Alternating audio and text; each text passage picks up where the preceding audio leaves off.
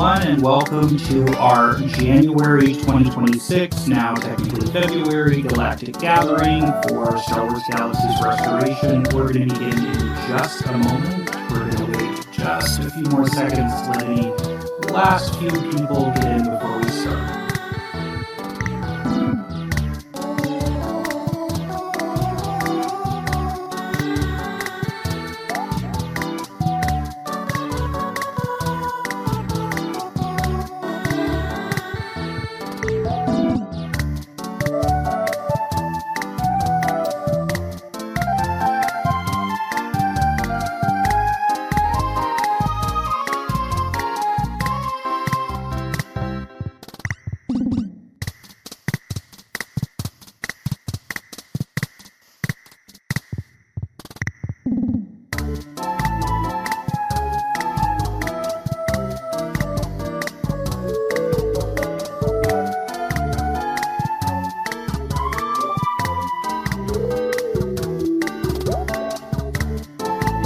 Alright everyone, welcome to the Galactic Gathering for January 2026. A couple housekeeping notes, this session is being recorded and we will take questions from the chat at designated times. I'll talk through that in just a moment. We're going to go through our agenda first. We're going to start with a roadmap preview for 2026. We'll spend about 10 minutes on that, followed by answering your live questions. We'll collect questions from the chat, and you can ask those anytime, and then we'll answer them at 3 designated slots after we finish our main content.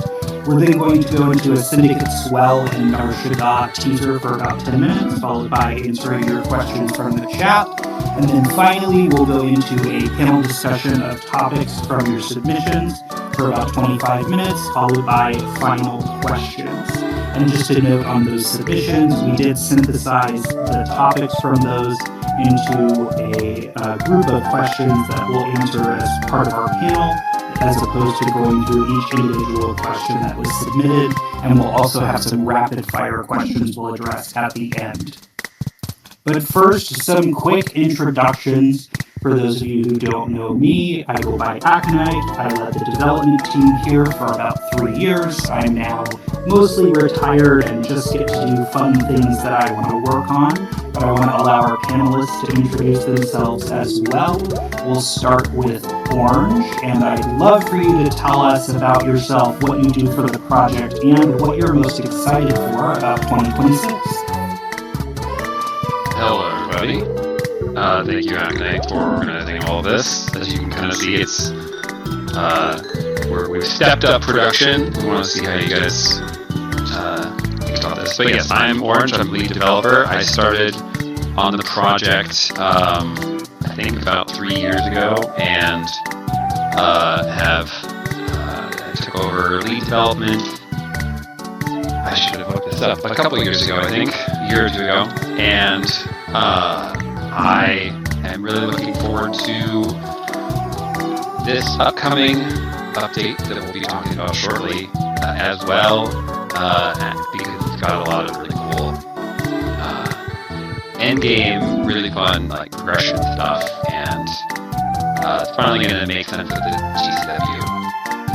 And I'm also really looking forward to working on Narshada a bit more. So. All right, Seafarf, let's hear from you.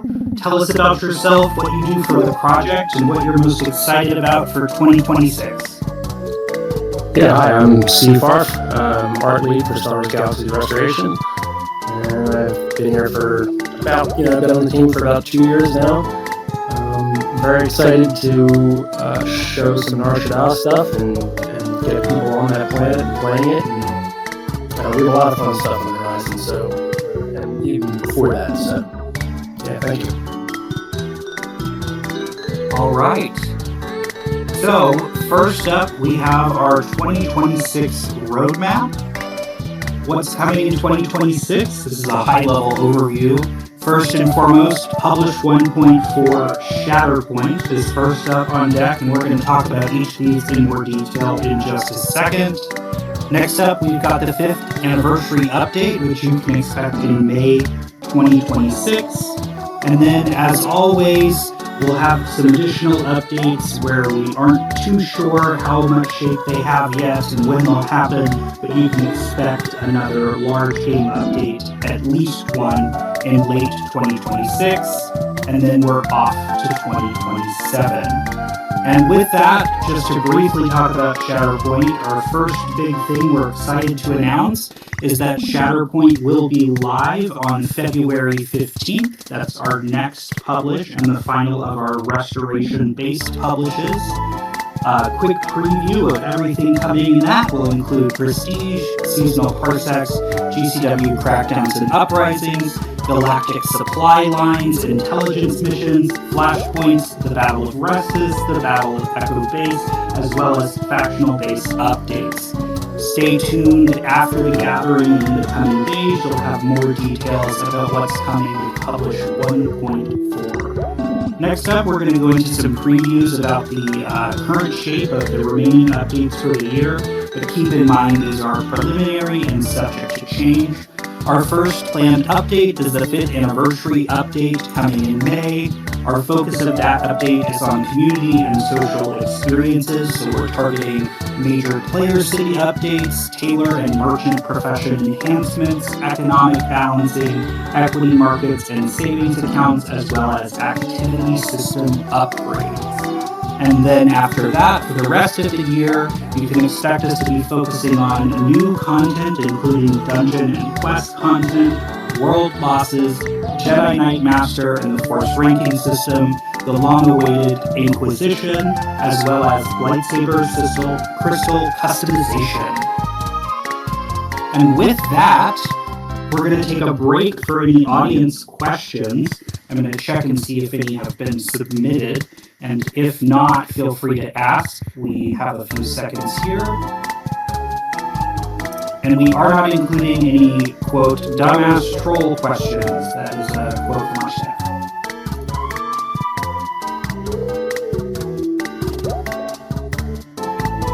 I do see a question about what lightsaber customization will include, or does she want to talk about where we're going and what that vision currently looks like? Yeah, I think both Steve and I can kind of share this question a bit. We are looking at, first and foremost, making color customization way more customizable, you might say.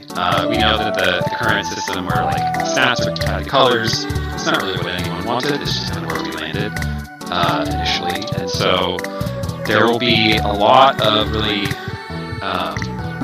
advanced ways to customize both the stats and the colors of sabers through content as well as some other things. But we're still kind of coming up with final designs there. Seafarth, this has been something you've been really interested in. If you want to share it more, feel free to riff.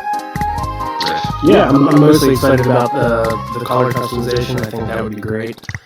Giving players the ability to choose whatever color they want in their lightsaber. I think that's something that I get really excited about when I think about. We talked about some other possibilities that I'm not going to go into, that there's all sorts of technical challenges that we have to work through in order to make some of these things happen, but yeah, it seems like it could be a lot of fun if we get it out there for people. Great. I did see a question about the stock market or equity markets. I'll take a moment to talk about that because it's one of the few things I'm still working on and really excited about. So we're going to establish what is effectively a in-game equity market where the internal mechanics of what influence the value of the stock will be affected by in-game actions. For example, you'll be able to invest in the Income Corporation, which builds both civilian craft as well as some of the X-Wings that are currently saving the rebellion, and the stock price may be influenced, for example, by high destruction of rebellion ships, leading to a requirement that more be created, which then creates more value in the company, and there will also be a dilution rate, a growth rate, and a value for these stocks. So there's going to be probably about, at the start, at least 20 different companies that you can invest in that will be controllable based on in-game behavior of players. There will also be, I'll just cover savings accounts too, traditional methods for players to save money and earn interest on money that stays in the bank over time, as well as some additional financial market options we'll be covering at a later date. Going to our list of questions here.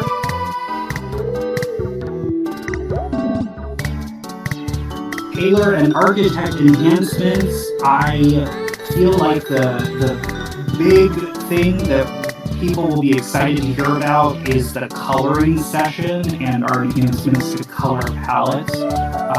Seafark, would you like to talk a little bit about that? Yeah, that's color has always been a little bit of an issue in the game. It's, players want as many colors as they can possibly get. There are some built-in limitations with the palette system that we've been working on, trying to break out of that and give people as much control as they can possibly have. And we've been playing around and doing some experimenting lately and testing some different methods, and it seems like in the future we will have the ability to expand the palettes a lot in a way that makes it feel like you're not looking at this small little palette with a very limited number of colors. So that's really exciting. And there's some palettes that don't mesh very well together, like some of the metals and the cloth palettes, their blues don't quite match up. So, one of the problems has always been, like, if we alter an existing palette completely, then it ends up changing everything in game, but that already exists. But it seems like we do have some ways to do this in the future where we'll be able to give you much more customization without actually breaking existing items.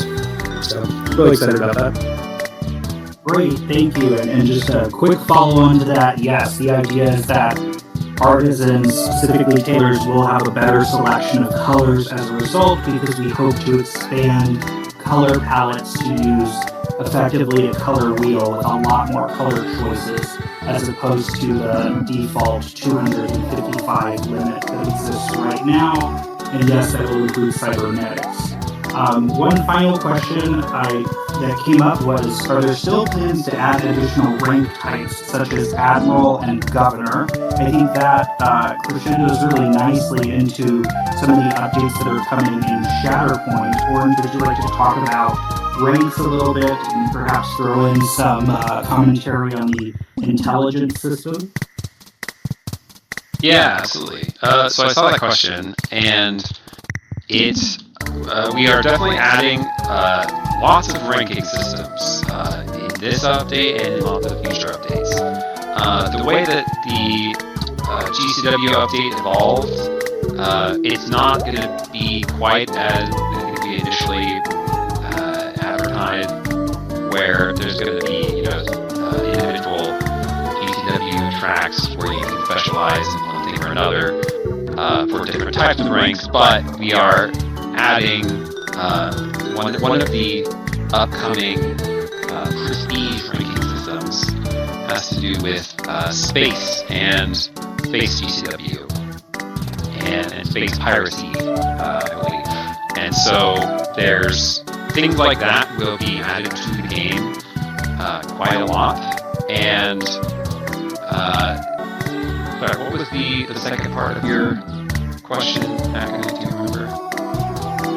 Yeah, so we're talking both about ranks and the intelligence system. I know we had originally talked about, I think, for folks who remember a long time ago, we talked about military intelligence and logistics being roles of the Galactic Civil War. Can you tell us more about how that took shape with Publish 1.4? Yes, so the intelligence and logistics system were kind of the initial, the other big tentpoles of the GCW update, and they continue to be basically the new expansion to GCW, where instead of just having all of the GCW being about, ground combat, occasional space battles, and PvP, we're expanding it out into all sorts of different new and existing content areas.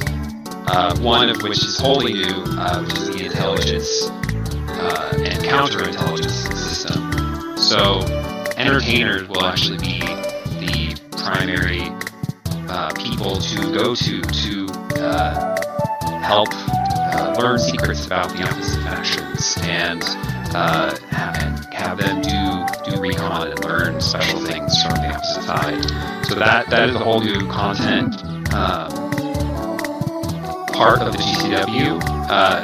We won't necessarily have its own ranking system, but we could even talk about that in the future. We are thinking about entertainers GCW ones. And then crafting as well. Crafting is taking a larger part with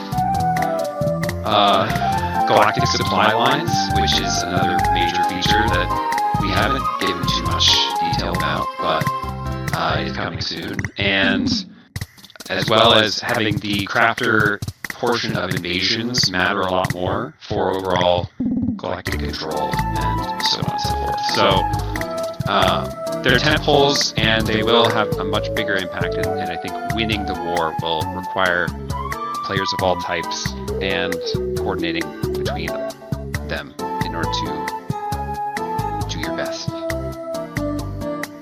Great. And with that, we're going to move on to talk about the Syndicate Swell. That's our second section here.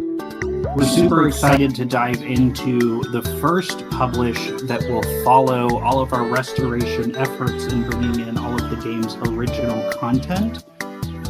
The Syndicate Swell, for those of you who aren't as familiar, we introduced in some developer diaries earlier.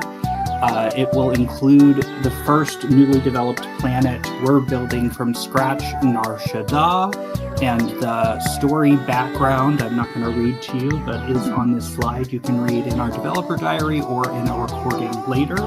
We're going to talk through some details of what this update looks like.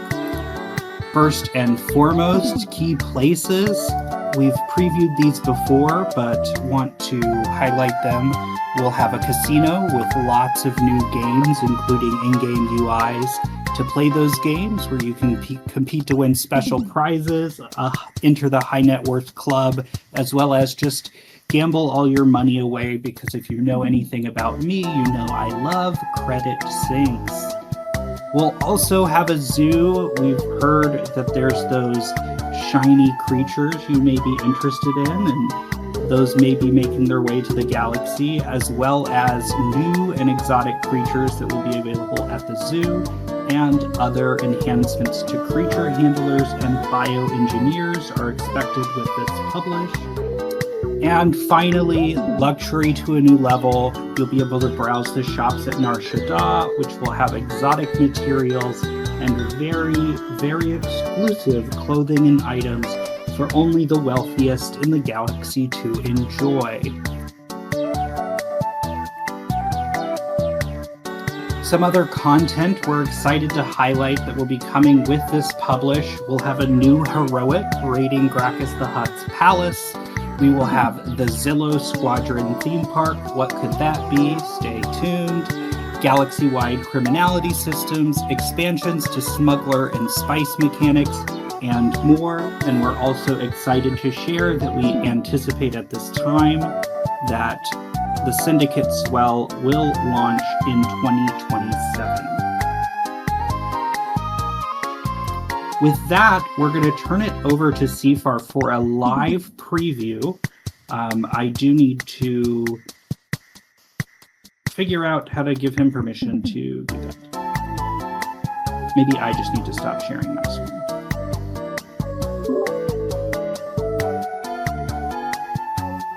All right, there it is.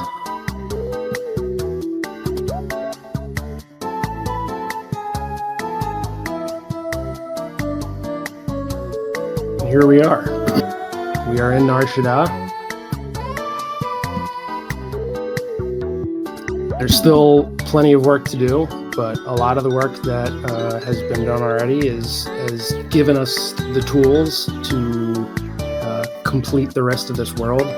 And we basically spent the past year and a half talking about the design direction, the art, what are these buildings going to look like, what's the vibe going to feel like, what's the environment like, what are these, how is the layout going to feel as you move through the space.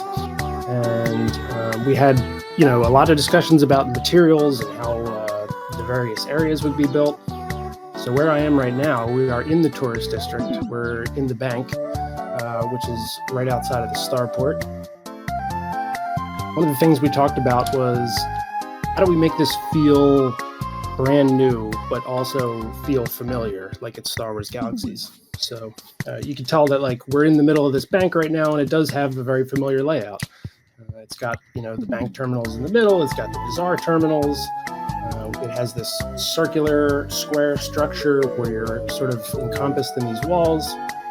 And it has the overhead covering, which on other planets is usually a type of fabric tarp hanging overhead. But in this, because we're on this giant city planet where the sky is covered in smog and pollution, we have this nice blue holographic sky for people to get a taste of nice blue skies.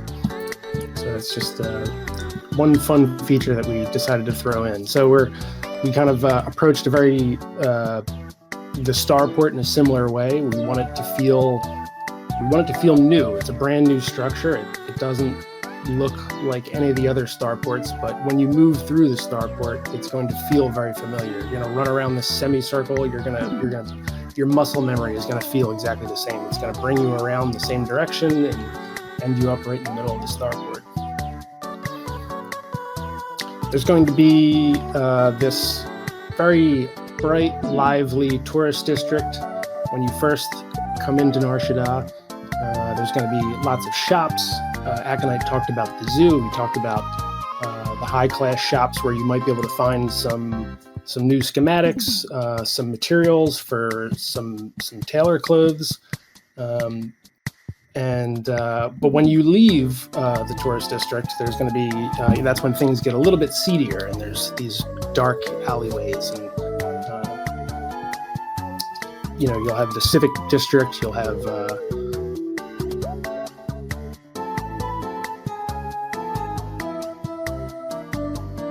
Raku's Palace will be in the civic district. So yeah, that's basically just a short little preview. I'm not going to go too far, but are there any questions, Aconite? Why don't you show us a little bit about how you make this, right? Let's get a little behind the scenes. Can you show us a little bit about Sure. How this comes together? Yeah, we can take a look at a Blender file here. This is just one Blender file for a single building in Nar Shaddaa. We talked about how do we make this city that is that feels like it goes endlessly both up and down. And one way we decided to tackle that was have these modular building systems that we can put together. So that way we can basically have these inserts that we can stick inside these taller giant structures that represent different shops and buildings that you can enter into. So this is just one example of basically how we would create one of these modular buildings. We also have a Blender file that represents the world, and basically this is synced up with our data tables that actually build the world for us. So we had to create a lot of custom tooling to be able to do this. We had to write our own scripts that basically was able to match these things one for one. And but it's worked out, and it's saved us a lot of time and energy from rather than doing it the old way that Sony did. So that's definitely helped us out quite a bit. You can kind of see here how some of these modular things are put together. So these can be various shops along a street. and they basically can get swapped out, and we can update these things as we need to. So as we're building out content, we can take something that is just like a placeholder and it's a closed building. There's lots of buildings in Mos Eisley that you can't walk into. So there are those in Nar Shaddaa, but as we build out content and want to place NPCs in some of these various things, we can just take one of these closed buildings and drop in something else that's open and has an interior with an NPC that you can purchase things from. Great. And I know one question we got was they wanted to see, just up to the skyline. Could we go back in game and just see kind of like Sure. all of the different skyscrapers a little bit? Because I know there's a lot both up and down that goes into the overall scenic atmosphere as well. Yeah, we can actually take a run back here to the back of the bank and look off in the distance. We have some speeders zooming by, and then the depths. Which one thing that will be pretty fun for players is that you're not going to just be stuck on one level. You will be able to go up and down and traverse this environment. So sometimes you're going to be up top and very high up, away from everything, and sometimes you're all the way down in these dark valleys or in these alleyways. So I think that'll be a lot of fun for players to explore and to figure out like where can they actually go. Sometimes you might think that something is just decoration in the background, but you can actually end up getting to that area. Great. So we'll take, I know a few questions that came up about the planet. One was about scale. So how will Nar Shaddaa scale with other planets?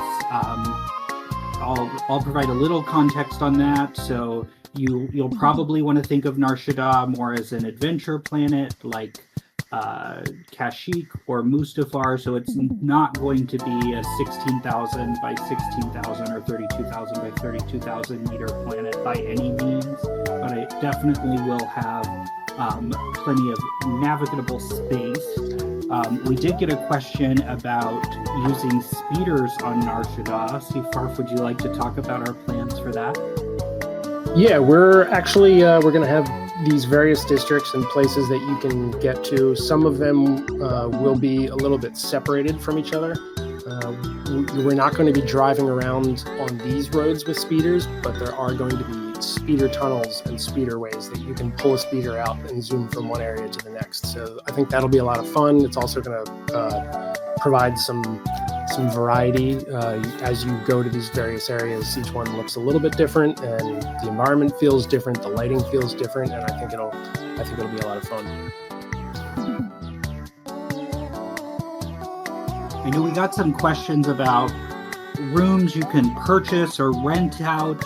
I'll talk about that a little bit. We currently do not have plans to implement any apartment-style housing due to some of the technical complexities that come with that, and because it takes away from some of our other larger goals around how we keep community together and promote activity on the server.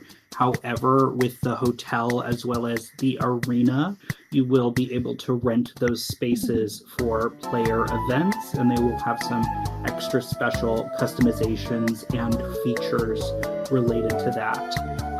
We also got another question, will the planet have a space system? Currently undecided. We are still thinking about it and how it might play into the overall publish, but we have not made a formal decision as to whether the larger Nalhutta system will be included in space. Seavar, we also got a question here I think is a great one for you to talk about. As you've been building these modular systems, is that going to aid you in potentially making new housing structures for players, kind of irrelevant to Nar Shaddaa itself, but as you've been experimenting with building these modular structures and interiors? Well, yes, it does. This process of building the planet has helped us with our tools, and we've learned a lot while doing this. So player housing is definitely something that I'm excited to tackle after this, after Nar Shaddaa gets a little bit further along. And I know the rest of the team is excited to do some more with player housing. I don't know necessarily that modular, being able to like put a building together by pieces for players. I'm not sure. Like I know bases, they have the turrets and things like that, but I'm not sure about modular player houses. That would be an interesting one to look into. Great. All right, and with that, we're going to move on to our next session of the programming here. I'm going to switch back to sharing my screen.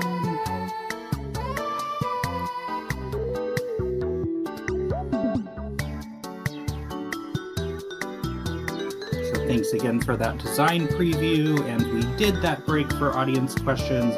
So now we're going to jump into our panel discussion. So each of these is based on a question or series of questions you asked us that we put together into kind of different themes that we thought we'd spend some time talking about. We'll jump into our first one, which was very popular, Jedi and power curve management. We heard lots of questions about Jedi balance, acquisition, PvE, PvP, how Jedi fits into all of these systems. So the question we want to talk about, and Orange, will start with you. How are you designing this aspirational alpha class without collapsing class diversity or trivializing non-Jedi gameplay? That really is the question, isn't it? I will try not to spend the rest of the hour talking about this, but it's definitely something that we literally could talk about forever. We are still very excited about the idea of a high-risk, high-reward class and making Jedi feel very special and unique, not just on our server, but in the game in general, right? We want it to feel like an achievement, feel like all the things that make Jedi and Star Wars beautiful, right? But alpha class is hard to balance, obviously, and so we're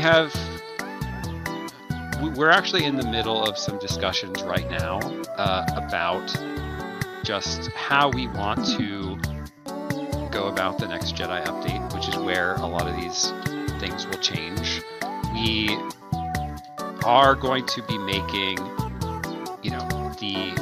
the leveling up process, the ranking up process, both for inside the FRS, which is, for those who don't know, the way that Jedi and Inquisitors will gain power within their ranks, and it has a lot of the same mechanics of the pre-CU FRS, which is to say there's like voting and XP and challenges and so on and so forth with that. But at the same time, I especially am very committed to making sure that this is not the kind of game where Jedi get to just log on and make everything about them, right? They're, especially with PvP, but also clearly with PvE, if so much of the game becomes tied to, a Jedi wants to have their main character moments, and they want to have this high risk, high reward moment, but if that comes at the cost of an entire group fight, or an entire week of PvP, or really just whatever, like, we can't make it so that a single Jedi logging on means that everyone has to now pay attention to them and kill them. That's not how this game works. This game is a complete game without Jedi, and so we are trying to make Jedi in a way that enhances the game, not takes it over. So some of the tools we're talking about doing this with is making certain aspects of Jedi get stronger only against other Jedi, right? Like having your strength in the Force grow and manifest it against other Jedi, against other Inquisitors, against Jedi NPCs, right?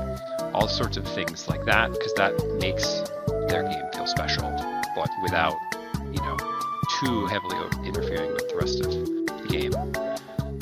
But we also, of course, think it's very important to make sure that like you're ranking up at, or your mastery of the Force still does affect everything else. So when you're becoming a Jedi Knight or a Jedi Master, those things will come with higher stakes, higher strength, and higher consequences. So yeah, again, it's very difficult, and there's a lot of strong opinions about all of this. And so this challenge is really just getting everybody, it's coming up with something that delivers the goals and the feeling that everyone wants without ruining the game. And so we are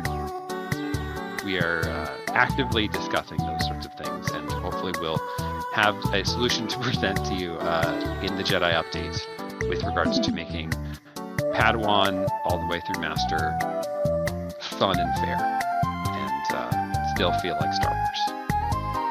Great, thank you. Speaking of, let's kind of shift gears a little bit and talk about bounty hunter and asymmetric PvP. Players brought up improvements to bounty hunting terminals and tracking, better tools, incentives, counterplay, more meaningful cat and mouse mechanics. So, what makes asymmetric PvP systems compelling long-term, and how are you preventing them from becoming either oppressive or irrelevant?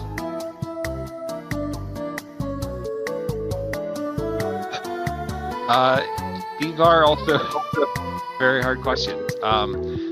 With bounty hunting especially, right, we are working as hard as we can to make sure that you're not just incentivized to take 3 bounty hunters and not even have a real fight, and just to collect the bounty and ruin someone's day because that's fun, and like that's what being a bounty hunter is about, which obviously is fine.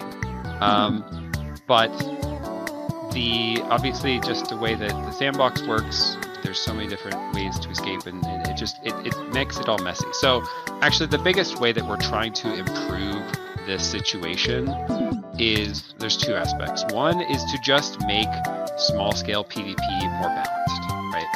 We have done a lot of work to balance group fights, especially in the mid-range of 1 to 2 groups on each side, 8 to 16 or so, and less work on making sure that just like individual fights are better balanced. And so if we can, I think, deliver a way where you can solo bounty hunt and still have fun, and if you can also deliver a way for Jedi to be able to win and still have fun and have a reason to win, right? That's the second part is that we want to make sure that Jedi actually have a good reason to fight.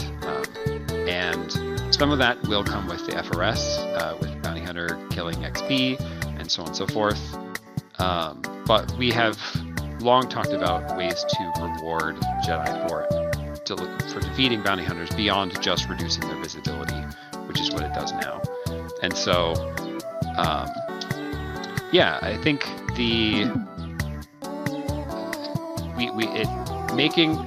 it's very, I know a lot of people talk about this being a bounty hunter server and everything, which obviously is not the goal, but because of the cat and mouse mechanics, the mouse always has more tricks than the cat, because it's a sandbox game and all the mouse has to do is find the next way down the line of avoiding an entire game mechanic, and that's not fun for anybody.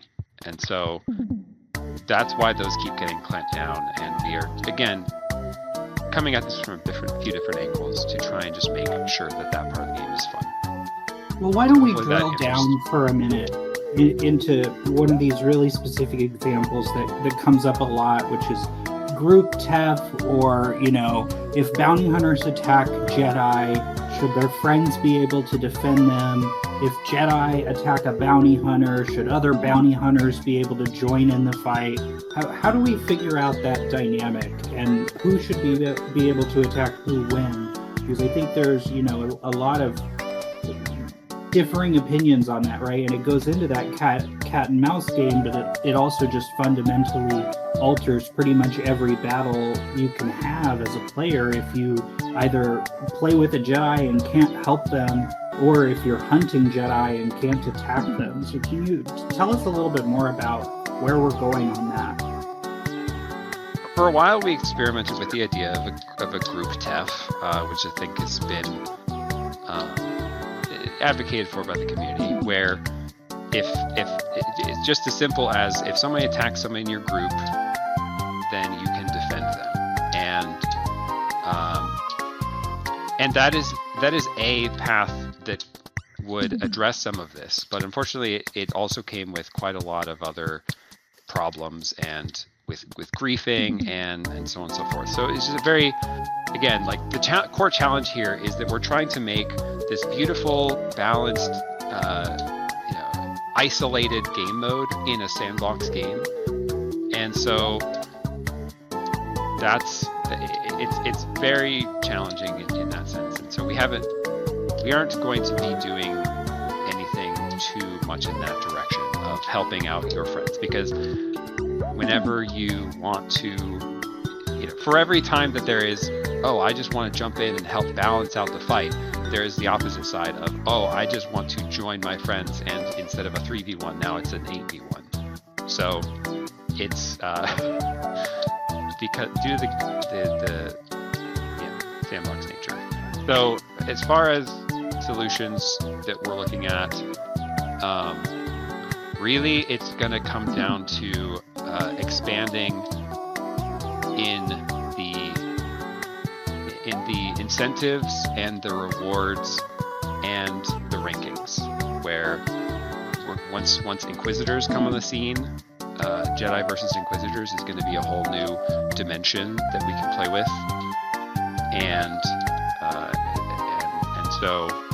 and then we don't have a solution for the multi-hunter thing. I think that there are some changes being made there to it's just ensure that you can't hold on to a bounty offline. So that change is coming to make sure that the balance is fair, and also it'll scale up with fewer the rank of the Jedi. So if you're a Padawan, maybe you won't get 1v3'd, or if you're a normie, you certainly shouldn't get 1v3'd. So those sorts of mechanics are going to be changing. We're going to be making sure that it, more often than not, is trying to become like a 1v1 or a 2v1 in a Jedi situation, and scaling up as needed. But still keep it as a solo, isolated game mode as much as possible. And we just made a change that's coming for space as well, right? What was that? Right. We are making a change to the way that bounties are claimed in space, because that was, again, a way that Jedi were able to kind of escape hunts is going up into a yacht, or just being in space and getting killed. That way would make them avoid being ghosted, and so on and so forth.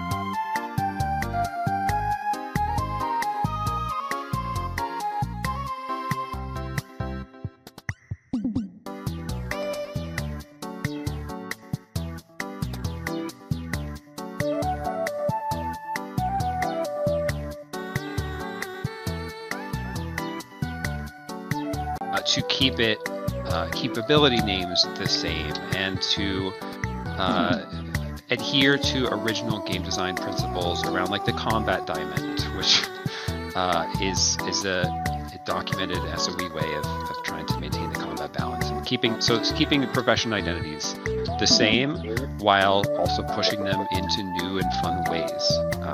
So those are the kinds of trade-offs that we make. But we do not see this game as a museum. We see it as a a living game. We want to make this game feel like what would have happened if the NGE had not happened, and instead the game developed from there. If they kept true to the skill trees, they kept true to the sandbox principles, but kept adding content and kept growing the game in the ways that it has. And so, yeah, that's our goals. And I think that I'm very proud of the balance we're striking, because I think we still do see a lot of new players showing up and be like, wow, I am brought back to this game, and I'm also so excited to see all these new changes. So. Great, and I just want to take us to our final panel question before we do some rapid fire answers to questions that were submitted and close out with some questions from the chat. This question is about content cadence and sustainability. It's I think there's often questions from players about how often we'll be shipping new content, whether systems will be expanded or abandoned, how feedback influences prioritization. The way we kind of synthesized this question was about the pace of development in a volunteer-driven project without burning out the team or community. I'm going to talk about this a little bit because I think it's one of the things that I really care about and also still tried to influence as much as I can. And that's, one of the things about having a volunteer project that can make development challenging isn't just real life, it's also real interests, and oftentimes the interests of the player base don't necessarily match the interests of what the developers want to work on. And maybe we can talk about this a little bit and how we've navigated it, but Jedi has been a big one where we very early on, 2-3 years ago now, invested so much of our resources in developing Jedi and the inciting incident and the initial unlock story and the village. And, the development team kind of burnt themselves out on Jedi, and we had made these big promises about Inquisitor and about color crystals and Ilum, which is something we've, pretty much cut completely. And, we were really burned out and kind of dreading even this year as we planned the roadmap. Jedi has been this thing that, we feel like we have to do, not that we necessarily want to do. And that's not speaking for everyone, but there's certainly a friction, right, where it's hard to balance the interests of what our volunteer developers want to work on versus what our community is asking for. And that's certainly one thing I'd highlight is why there might be a variance you see in what the roadmap says versus what the community asks for. And, there's also the aspect where the bird's eye view that developers have is, especially the developers that don't play the game as regularly versus the really committed view that some of the other developers have and the players have are very different. So we often see things differently in terms of how we make decisions, especially for the long term. I, very often talk about the decisions we have to make that we know aren't going to be popular and how we have to hide them in updates so we don't ruin everybody's, vibe with an update where one thing where we have to nerf something for the economy is the only thing players take away, and then other developers end up discouraged because content they worked on doesn't get highlighted as much, and balancing that is particularly challenging as well. So I just wanted to talk about some of the things we have to strike a balance between. But Orange, do you have any other thoughts you want to share on this? Yeah, I think this is something that we learn a lot over time, and thankfully a lot of the core team has stuck around. We have had a really stable but growing development team for a long time, and so we're all kind of learning what works best for us. I think that this, with especially expanding Horizons last year, and the pattern that we're falling into of a big annual update, we are learning how to best fit in the most that we can and make a big splashy update in a way that doesn't make us want to kill ourselves, frankly, because this is quite a lot of work that we're not getting paid for, and we don't need to be paid for. Like, we really love it, but it is, when there's 2 weeks left before a big publish, it feels more like a job than a volunteer role, right? So there's that. But one of the aspects of this that you end up seeing on the outside a lot is when we do make these sorts of promises that don't fall through and don't pan out the way that we expect it, because one of the things that's a side effect of the fact that it's really exciting to build the game in your head, right? To design the perfect, most fun thing that you can imagine. And it's a lot less fun getting that out into building that in the game, thinking about all the ways it's going to interact with this, that, and the other, getting it tested, getting feedback, realizing that, oh, it's going to ruin this and that. And it's, that's why a lot of the empty promises kind of happen. Not that, like, we are getting a lot better about that, I think, but even today, I think we've previewed a lot of things, and there's a fair chance that a lot of it won't go that way. And so we are entering a phase, I think, where we are going to be moving a bit more slowly than before, because we are very happy with the game's growth and the amount of players we have now, and obviously we want to keep getting bigger and keep doing all the things that we're really excited about. But I can imagine it feeling a bit different from the pace we've had over the past couple of years of like a big update every month and a lot of the Senate having a lot more sway over every single aspect of the game. We just don't have as many updates planned, but that doesn't mean that we're kind of less interested. It just means that we're trying to balance it better and make sure that we can deliver this for years and years and years to come. And Seawarf, can you talk a little bit about this too? I think many people, on the outside might be surprised to know that you're both the art lead, but also the only artist that supports the server currently in terms of making new assets, whether that's buildings or weapons or clothing.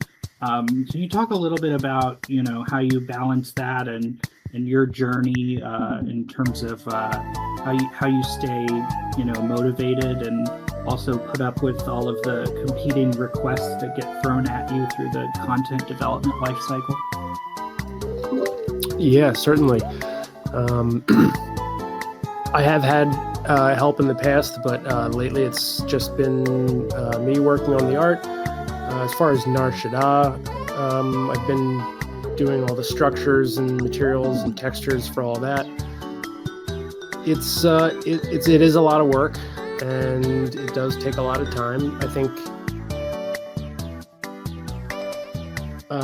it can be, keeping myself motivated, seeing players enjoy the things that get put into the game is, I think, what makes it all worth it. So I think, Nar Shaddaa is a lot of work because we build a million assets before, we had to spend months in Blender just making objects and experimenting with textures in Photoshop and doing all this before there was ever a place to walk around in.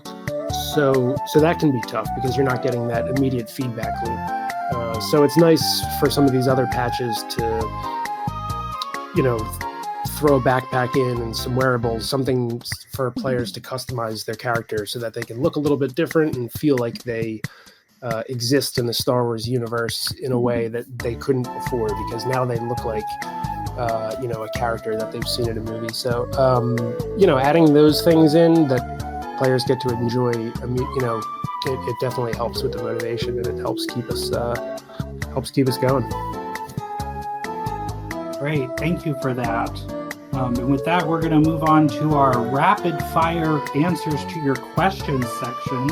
before we close it out with any final questions from the chat. So if you do have any other questions, we'll try to get to a few as we close out. So be sure to submit those, and we're collecting them before we get to the end. But just to rapid fire through some questions you submitted that we have answers to.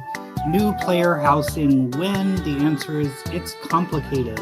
As we talked about briefly, it's pretty hard to make, and we do know there are a few houses that haven't made their way to the game yet, but we're also very concerned about aesthetics, so we haven't made any decisions about new housing just yet. Allow multiple selections in your inventory. We're working on it, but it is not a priority. Get buff docks out of the doorways of hospitals. Coming soon. More coloring options, perhaps a color wheel, planned for the anniversary update as we mentioned. Updates to heals powers for Jedi, late 2026, as we talked about. That's when Jedi can expect changes. Ability to filter bounty hunter missions. Working on developing it, not a priority. Can Jedi or smugglers hunt bounty hunters? No. See Developer Diary Part 4 on Jedi. It's harder for new players to get established or get credits. We know. We're working on it. There will be a Developer Diary soon on the game economy. Bring back the Galactic Marine backpack? Sure. Can we get another character slot? No, we regret giving you 3. Special edition goggles, available on the Fortitude vendor with published 1.4. Will the level cap be raised to 90? No. Add an option to remove names from storyteller items, city decor. Sure. Grant Jedi the ability to see their visibility level. No, opaqueness is intended. See every time we've answered that before. New ships. Not a priority at this time. More people in a group. We won't increase group size because it messes up other things, but we have experimented with multiple parties being able to join together so you can at least communicate, so it'll look like your groups are joined like a party system, similar to that of some other MMOs. We're working on that, but it is not a priority. And with that, we'll take our final break for audience questions. Let's see what we've got submitted. NPC bounties getting stuck in buildings or water getting fixed. Yes, we have fixed pieces of it. There are other pieces that are broken. We're aware of it. It's being worked on. Water is new to me. I would want to know more about that. Submit a bug report. Jedi Sanctuaries. More Jedi Sanctuaries added to the ranch network. I'll take this one too. There will be a total of 3 sanctuaries ever. You can expect another one. More details at another time. Moving group frames like the group window will be separable. Potentially. Any more lightsaber hilts being developed? You could probably expect that from the Jedi update. That seems like a reasonable thing to expect. So I'll jump in with this too. We also have the old hilts that were in the original game still that got changed with Restoration, and so at the very minimum, those will be coming with the Jedi update most likely. Great.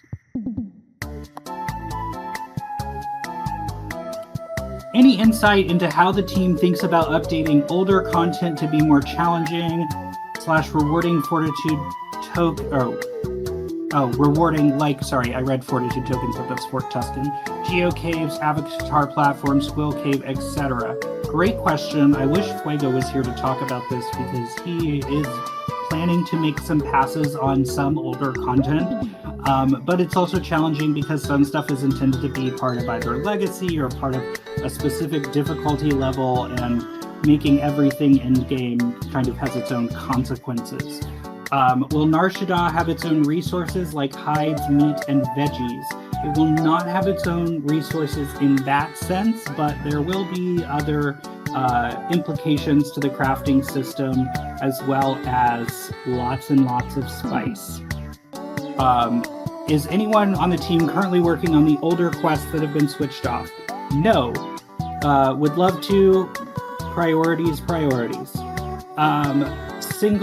Here, more playable races. CFAR, why don't you talk about whether or not you want to do that? I think it's definitely something that would be nice to do. I think after the last update, it did take a massive amount of time to put those in. The actual species themselves was not the biggest hurdle. The biggest hurdle was all the existing wearables that are in game.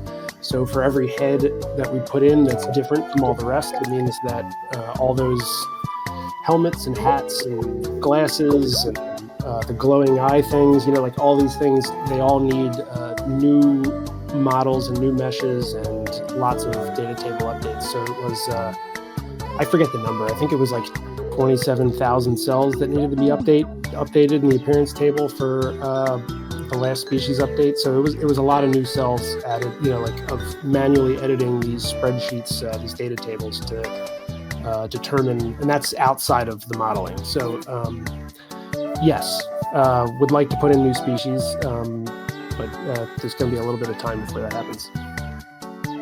Yeah, I'll give a quick comment on custom UI color palettes. Part of the reason that's challenging is because our UI is not built the same way that other SWG servers are, because we've made custom modifications and improvements. So we really need to build out a tool to enable you to build custom UI palettes, because there's currently no viable way to implement them without basically doing a lot of manual debugging yourself, but that is not a priority. We got a quick question. Why did the watchtower on Naboo move from Theed? Orange, do you know that? Because I don't know that. Yeah, that was just, there were some NPCs that had a whole... Yeah, there were just some NPCs that pathed over it that weren't really balanced and fair, so we just moved it to another city. Because it also had issues with Theed due to like Empire Day and stuff, so Kadara just made it easier to keep balanced. Got it. Some questions about lot sizes with structures. Stay tuned on that for some more with the city update. We are going to do a pass on those. I don't want to comment on any specific lot sizes at this time. One question about gambling, whether it will be competitive or just you versus the system. Both, so there will be player-to-player games where players can sit down at a table and play in games, and there will always also be system games, but just remember the house always wins. And then finally, 2 quick questions. Are we ever getting to a higher difficulty than Nightmare? There are no plans for that at this time. And any plans for more emotes or roleplay related social systems, marriage system expansion? I don't know that we've thought about expanding the marriage system, or particularly what we would do with that. We welcome your ideas on player voice or connect with your social senator. Oh, and are we getting more shuttles on TAT yet? Stay tuned for the city update, where things will be changing. We don't have too many details we're particularly ready to share on that yet. More plants and deco for inside and outside. Always looking to add new things. Does come with the requirement that we engage our, of course, one-person art department to do.